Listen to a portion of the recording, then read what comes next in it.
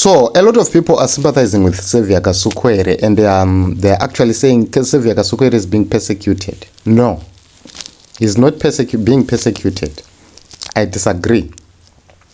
The reason why I say so is that in June 2012, Xavier Kasukuwere said, Tsvangirai will never see electoral reforms. He can go to hell and hang. This is Kasukuwere. Time hiyo opposition ndopa yaichema. Tipewo ma-electoral reforms. Itai kuti zvinhu zvedu zvifambe zvakanaka. Itai kuti tive ne-free, fair, credible election. But they denied electoral reforms kusvika vatuma ana Jealous Mawarire kuenda approach constitutional court kuti ma-election ngaaitwa anonoka. And the constitutional court ordered Mugabe to proclaim the election date. Vaiva vari vese vachironga minda mupanduro dzavo idzo dzidzi. And that affected the opposition, that affected the MDC, because MDC was demanding reforms, demanding reforms. But elections were called in haste. What happened? Without electoral reforms, the opposition was defeated by ZANU-PF. So all the gains of GNU were eroded and erased. They went on to form a government in 2013. They went on to implement whatever they wanted during that period, post-2013, post-GNU. They went on to bring my bond notes. They went on to bring my bond coins. They went on to hijack my accounts edu. Vakataura kuti ya 1:1 ne bond. They were together nana Mnangagwa vachendana na John Mangudya. Then because of power struggles, that's when they differed. They only differed in terms of succession of Robert Mugabe, not in terms of the ideology or the direction they were pursuing as a political party. So the direction they were pursuing as a political party, to them was correct, to them was okay. That is the reason why they were fighting for the control of ZANU-PF, not for reforms or whatever. So right now, what happened is that varume ava vakuzviona kuti vakazviteya vega, musungo wavo ndo wavasunga. Musungo vakasungirira ivo ndo wavazvisungirira now. They are now crying foul, and they are now abusing others, saying ningazodai ningazodai.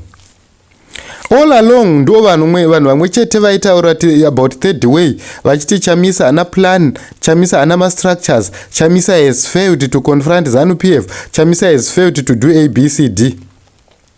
The judiciary, they captured long back. Mnangagwa is using it against them. The officers, they captured long back. Mnangagwa is using them against them. Those are the same officers who are being deployed everywhere to make sure that they hunt and arrest Xavier Kasukuwere if he lands into Zimbabwe. So the same law they used, yatakambotaura about it, kuti this law is not good for the people of Zimbabwe. That electoral law, yekuti 18 months, is now how you're haunting them. Paya pane pachinzi ngatitei ma reforms paya. Memchiti vanopenga nhasi zvakwenyu mama akuchema manje. Honestly speaking guys, ina handimbonzwire tsitsi vanhu vakadaro. Chero tikati kudine kuti kudii handimbonzwire tsitsi vanhu vakadaro, because ndo vanhu vakanga vari vatengesi, vanhu vakanga vachipupa furo. Ingatimboti dai isina kuitika, izvezvi vangadai vese vari muZANU-PF, vangadai izvezvi vese vari kubatsirana kurwisa Chamisa. Takaona ana Tsenengamo vakabuda, but vabuda tasa kuenda kunorwisana na Chamisa, Chamisa this, Chamisa that. Everybody was blaming Nelson Chamisa. Nelson Chamisa azodai. Right now, instead of them supporting Nelson Chamisa, who has been on the ground with the people, they were busy formulating kuti waita sei kuti vadhirise Nelson Chamisa wacho.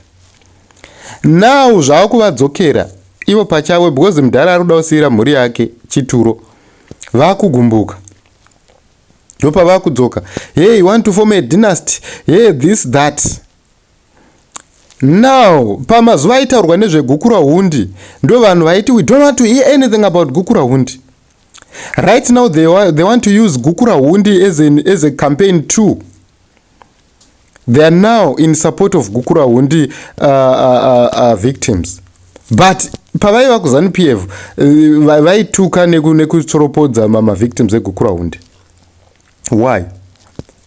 It's about opportunities. Vaiba vese vachidya vese vachitoshora vamwe vese iko zvino izvivo vakunze. They want to come and continue to eat. Vakudzoka vachiita sekuti ivo vatsvene. Varume handei tinovhotera Nelson Chamisa varume, handei tinovhotera Triple C. Izvi zvivanhu izvi zvimakava izvi ngatisiyane nazvo.